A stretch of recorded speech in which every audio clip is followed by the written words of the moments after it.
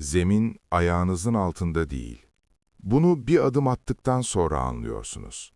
Taş değil, çamur değil. Nem içinde eriyip sertleşmiş bir şey. Kireç mi, eski harç mı ya da yüzyıllar boyunca sıkışıp taşlaşmış başka bir şey mi bilinmiyor. Ama o his, o ilk adımın altındaki his, dağaraya giren herkesin bir yerinde kalıyor. Bedenin farkında olmadan hafızaya aldığı şeylerden biri. Mardin'den güneye doğru 30 kilometre. Tuğrabdin dağlarının son sırası geride kalır, yol düzleşir, ova açılır. Suriye sınırı o kadar yakındır ki havanın içinde bir ağırlık vardır. Bu ağırlığın nereden geldiğini söylemek güçtür. Coğrafyadan mı, geçmişten mi, yoksa sınır boyunca uzanıp giden o görünmez gerginlikten mi? Bilmiyorsunuz. Sadece hissediyorsunuz. Dağra köyü, antik kentin üzerine kurulmuş. Bu cümleyi okuduğunuzda zihinsel olarak iki ayrı katmanı düşünürsünüz. Üstte köy, altta antik kent. Ama gerçekte bu kadar temiz değil. Evlerin bir kısmı Roma dönemine ait kaya oyma mekanların üzerine inşa edilmiş. Bazı avluların altında deliklerden görülebilen tonoz kemerleri uzanıyor. Bazı bodrumlara inildiğinde duvarlar birden değişiyor. Molos tubra bırakıyor yerini yontulmuş kireç taşına. Ve o taşlar yaklaşık 1500 yıllık. Köyle antik kent arasındaki sınır toprağın altında bir yerde kayboluyor. Burada kazıların %20'si tamamlanmış. Geri kalan %80'i yerleşimin altında, evlerin altında, tarlalarda. Bir arkeoloji öğrencisi burayı ilk gördüğünde insanın zihnine düşen soru şu oluyor. Eğer kazılar yapılabilseydi ne çıkardı? Bu sorunun yanıtını ararken başka bir şeyle karşılaşıyorsunuz. Zindan, bugün de köy evinin altında. Giriş küçük. Bir yetişkinin yandan sığabileceği genişlikte bir açıklık, sonrasında dar bir merdiven. Merdiven aşağıya inerken duvarlara dokunmamak neredeyse imkansız. Taşlar soğuk. Ama soğukları yüzeysel değil. Toprağın içinden gelen bir soğukluk bu. Beden hissediyor. Akciğerler fark ediyor. Nefes biraz değişiyor. Aşağıda 10 hücre sıralanmış. Her biri 50 metre uzunluğunda, 4 metre genişliğinde, 18 metre yüksekliğinde. Bu rakamlar yazıda soyut duruyor. İçinde durduğunuzda değil. İçinde durduğunuzda tavan görünmüyor. Fenerin ışığı yukarıya ulaşamadan yitip gidiyor.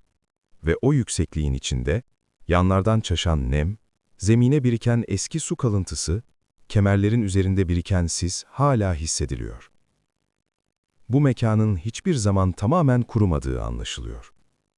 Taş, içinde bir miktar nem bulunduruyor her zaman. Bu yüzden şimdi bile, orta yaz sıcağında, dışarıda 40 dereceye yaklaşan Mezopotamya güneşinin altında bile, aşağıda hava soğuk. Buna halk zindan diyor. Resmi adı sarnıç, su deposu. Roma mühendisliğinin bu topraklarda bıraktığı en etkileyici yapılardan biri. Justinianus döneminde inşa edilmiş, Bizans'ın kuşatma dönemlerinde kenti ayakta tutan yapılar bunlar. Surlar dışarıdan kırılamadığında, Sasani orduları kuzeyden gelen nehir kolunu kesmişti. Ama su, dağlardan sarnıçlara akmaya devam etmişti. Kent, susuzlukla teslim olmamıştı. Su, o çatışmalarda bir silah kadar işlevseldi. Ama bölge insanının zihninde bu yapı başka bir yerde duruyor. Buna zindan denmesinin nedeni, halk arasında bir dönem bunanın hapis yeri olarak kullanıldığına dair bir anlatının var olması. Resmi bir belge yok. Arkeolojik bir kanıt henüz tespit edilmemiş. Ama köyde bu yapıdan söz edilirken kullanılan kelime her zaman zindan. Ve bu kelimenin nereden geldiğini kimse açıklamıyor. Bunun da bir nedeni var. Sarnıcın üstündeki evin sahipleri bir dönem tavuklarını kaybediyordu. Tavuklar ortadan kayboluyordu.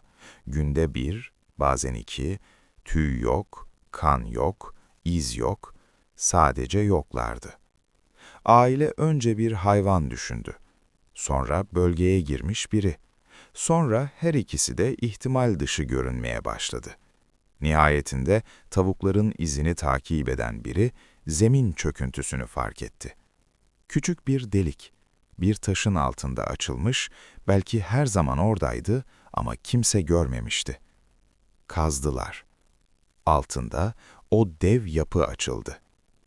Bölge arşivlerinde bu keşfe dair kayıt, araştırmacıların geç dönem belgelerine ait notlarda yer alıyor. Anlatı, bölgeden bölgeye ufak varyasyonlarla aktarılıyor ama özü değişmiyor. Hayvanlar kaybolmaktaydı, toprak altında bir boşluk vardı ve boşluk, yüzyıllar önce kasıtlı olarak inşa edilmiş dev bir mekanı saklıyordu. Tavukların ne olduğuna dair kayıt yok. Hayvanlar aşağı inmişlerse bir daha çıkmamışlar. Kazılar başladığında bir başka şey daha çıktı. 2009 yılı. Nekropol alanındaki büyük galeri mezarın alt katında kazılar ilerledi. Yüzlerce iskelet. Bir arada, belirli bir düzenle. Bu insanlar, 573 yılında Sasani istilasında hayatını kaybeden Doğu Roma askerlerine ait kemikler olarak tanımlandı. Savaştan yaklaşık 10 yıl sonra, sürgünden dönen askerler, savaş meydanından bu kemikleri toplamış, buraya getirmişlerdi. Bir yeniden diriliş inancıyla. Ezikil'in peygamberlik vizyonunu yaşatmak için. Eski ahitte anlatılan o sahneyi, ölü kemiklerin üzerine nefes üflenerek dirildiği o sahneyi, bu mekanda gerçek kılmak için. Kemikler hiç bozulmamıştı. 1400 yıl. Galeri mezarın girişindeki kabartmaya baktığınızda o sahneyi görüyorsunuz. Ezikil peygamberin ellerini açmış, önündeki kemiklere eğilmiş figürü. Kabartma aşınmış ama net. Ve bu görüntüyü gördükten sonra, karanlık koridorda tek başınıza ilerlerken, zeminde hala yerinde duran o kemik parçacıklarına bakışınız değişiyor. Yüzlerce insan, bu mekanda dirilmeyi beklemek için yatırılmıştı. Bir süre sonra, bu düşünce size dönüyor. Tüneller hakkındaki bölüm, rehberlerin en kısa geçtiği kısım. Yeraltı yapıları arasında sarnıçlara ek olarak depolar ve geçiş tünelleri yer alıyor. Bu bilgi resmi gezi rehberlerinde de var. Ama bunun ardından gelen cümle ilginç. Bazı tüneller ziyaretçiye kapalı. Neden kapalı olduğu, bu tünellerin nereye gittiği, tam olarak ne kadar uzadığı. Bu soruların yanıtı henüz yok. Bölgenin topografik ve su yönetim sistemini yeniden kurmaya çalışan araştırmacılar, kanal güzergahlarının bazı bölümlerini izleyebildiklerini, bazı bölümlerinde ise güzergahın kaybolduğunu belirtiyor. Toprak altındaki boşluklar haritalanamıyor. Çünkü üzerinde köy var, özel mülk var, yaşayan insanlar var. Ve bu yaşayan insanların evlerinin zeminleri, altlarında ne olduğunu tam olarak bilmeden üzerlerine basıyor. Köyde yetişmiş, o alanda geçirdiği yılları bir ömre sığdırmış yaşlı insanlarla konuşulduğunda, bazı anlatılarda yinelenip duran bir ayrıntı var.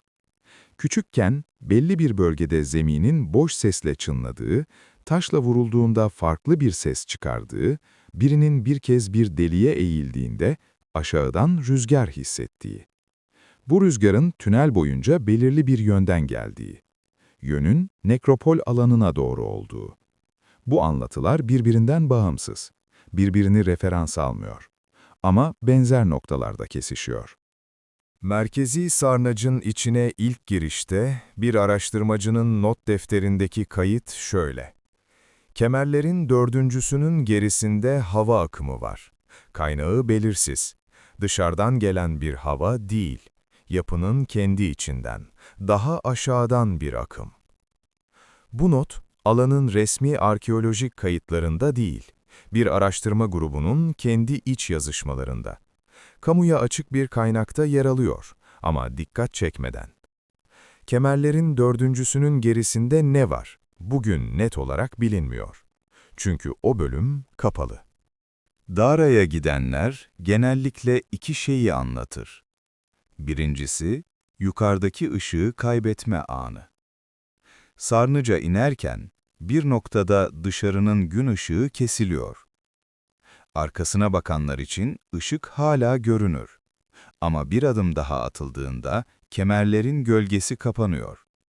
Ve insan tek başınaysa o an çok kısa sürdüğü halde bir şey bırakıyor içinde. İkincisi, ses.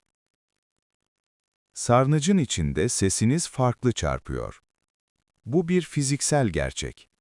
18 metre yüksekliğindeki tonozlu bir yapıda sesin davranışı değişir.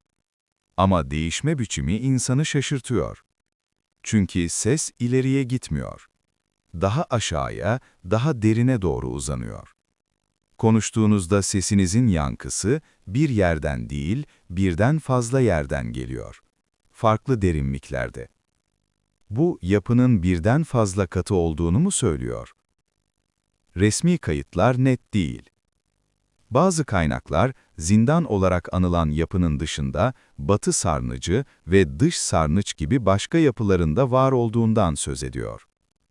Bu yapıların birbirleriyle bağlantılı olup olmadığı, tünellerle birleşip birleşmediği, altlarında ne kadar boşluk kaldığı hala haritalanmamış. Buradaki "hala" kelimesi, dikkat edin. Kazıların %20'si tamamlanmış. Ve tamamlanan o %20, içinde yüzlerce iskelet barındıran bir yeniden diriliş mezarı, bir köy evinin altında gizlenmiş sarnıç ve sonu bilinmeyen tüneller çıkardı. %80 hala orada. Toprağın altında. Evlerin altında. Gün ışığı görmemiş. Şimdi size bir başka ayrıntıdan söz etmek istiyorum. Bu ayrıntı Dara'nın resmi tarihinde değil, Tur Abdin bölgesinde onlarca yıl boyunca derlenmiş sözlü tarih çalışmalarında köyden köye farklı biçimlerde aktarılan anlatılarda geçiyor. Konuşmalar belirli bir noktada kesiliyor. Köylüler antik kenti anlatırken açık, sarnıçları anlatırken açık. Ama belirli bir sorudan sonra o soruya her seferinde farklı insanlar benzer biçimde yanıt veriyor. Soru şu: tünellerin içine giren oldu mu? Yanıt doğrudan gelmiyor. Kimi şöyle bakıyor, kimi konuyu değiştiriyor, kimi küçük bir hareketle, belki bir omuz silkimiyle, belki başını çevirerek başka bir şeye bakarak cevap vermeden devam ediyor. Bu da bir yanıt. Bunun neye işaret ettiği üzerine fazla uzun düşünmemek gerekiyor. Ama şunu söylemek gerek. Bu topraklarda toprak altı meselesi sadece arkeolojik değil.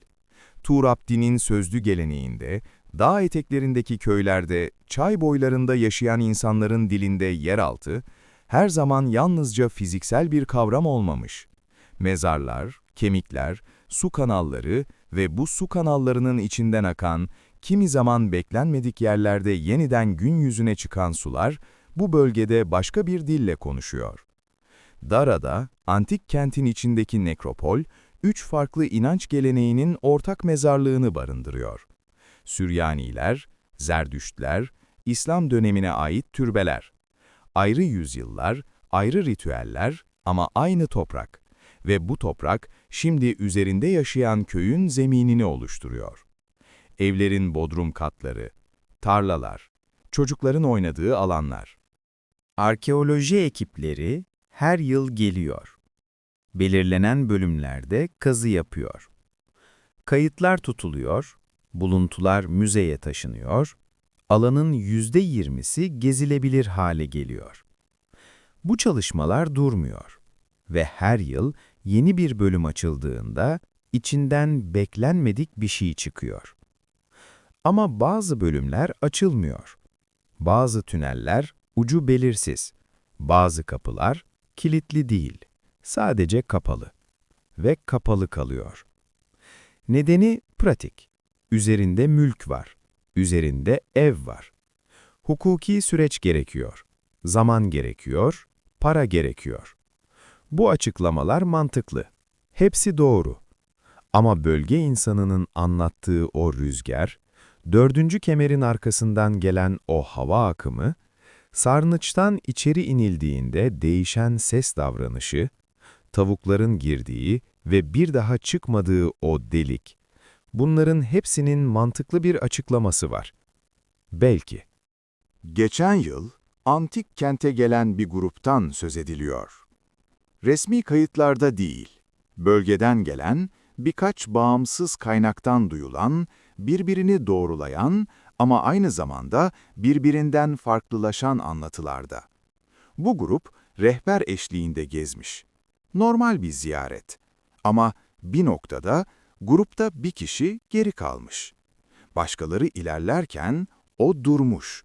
Sarnıcın içindeki kemerlerin arasında geri dönüp bakmış. Sonra rehber onu fark etmiş. Gelen anlatı birinde birleşiyor, birinde ayrılıyor. Bir anlatıda o kişi duvardan bir ses duyduğunu söylüyor. Altta, kemerlerin gerisinde bir şeyin hareket ettiğini. Diğer anlatıda bu yok. O kişi sadece durmuş, uzun süre baktıktan sonra sessizce gruba katılmış. Geri kalan gezide konuşmamış. Bu anlatıların hangisinin daha doğru olduğunu söylemek mümkün değil. Ama her iki anlatıda da sabit olan bir şey var. O kişi o günden sonra Dara'ya ikinci kez gitmek istemiş.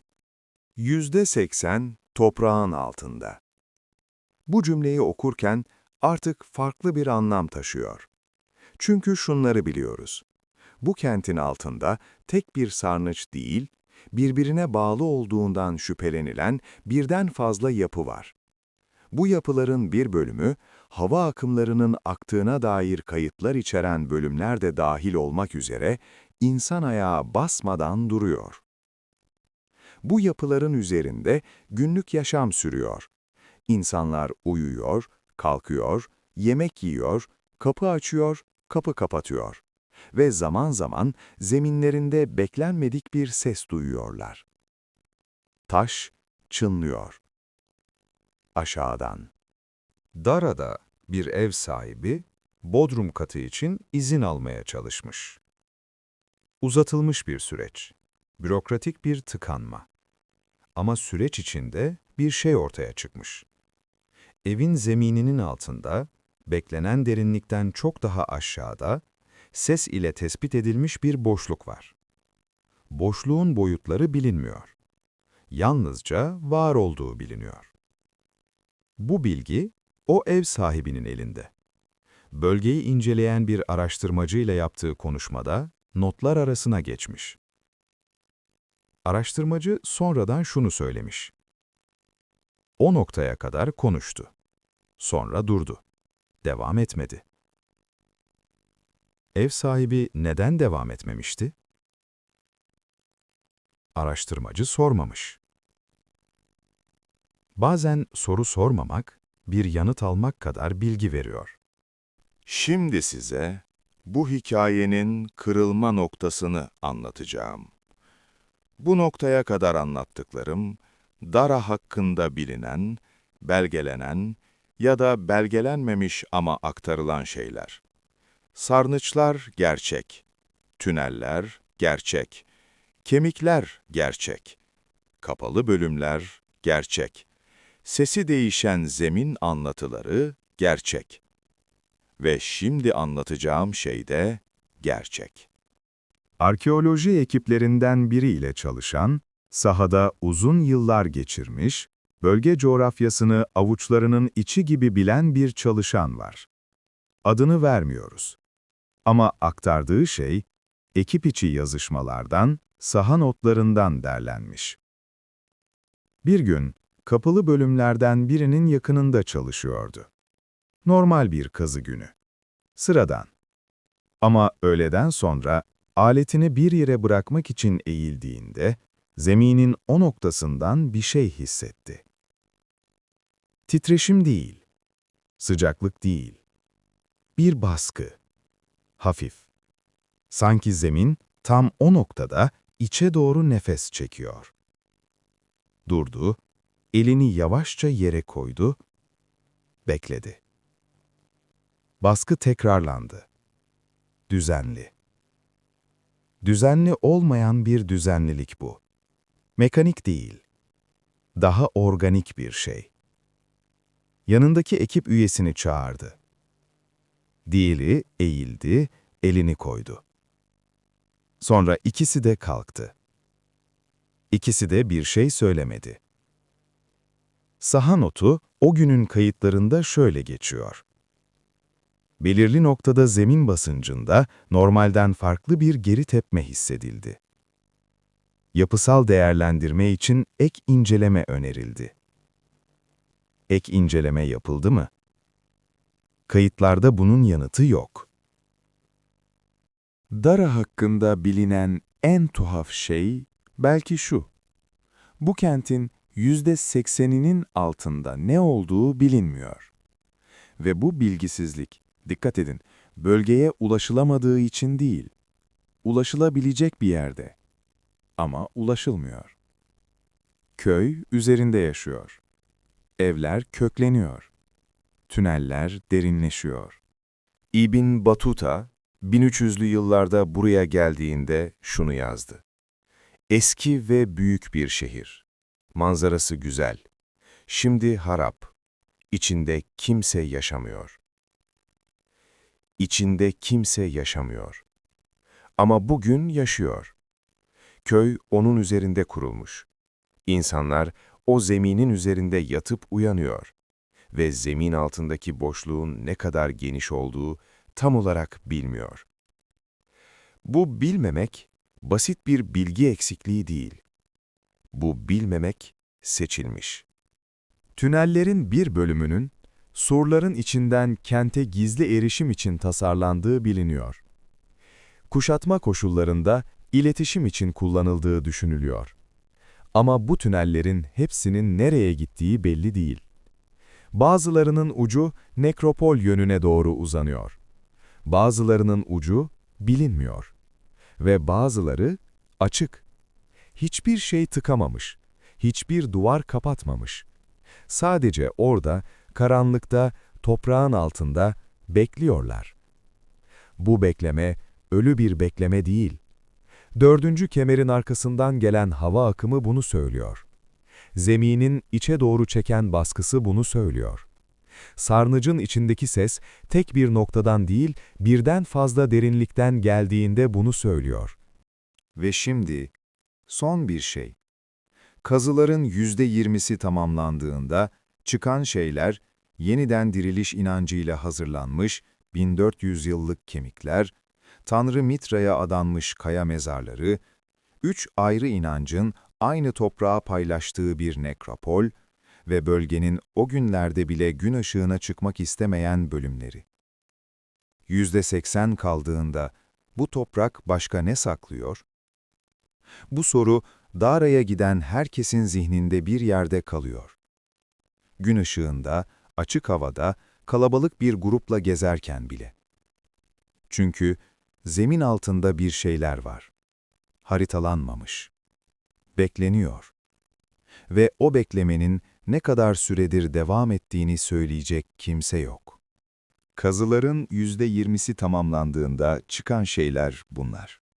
1400 yıllık kemikler, yeniden diriliş için hazırlanmış bir mezar, 3 ayrı inancın aynı toprağa paylaştığı bir nekropol ve bölgenin gün ışığına çıkmak istemeyen bölümleri.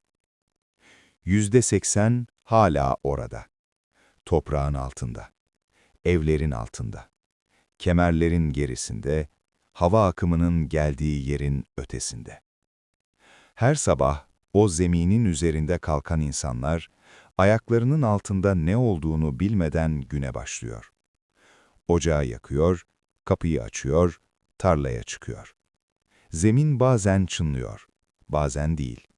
Fark etmiyorlar artık. Ya da fark ettiklerinde bir şey söylemiyorlar.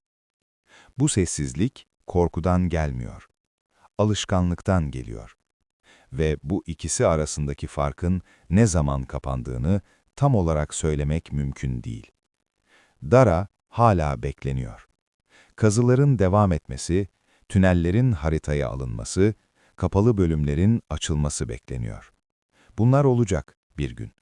Ama o güne kadar aşağısı karanlık. Ve karanlık sessiz.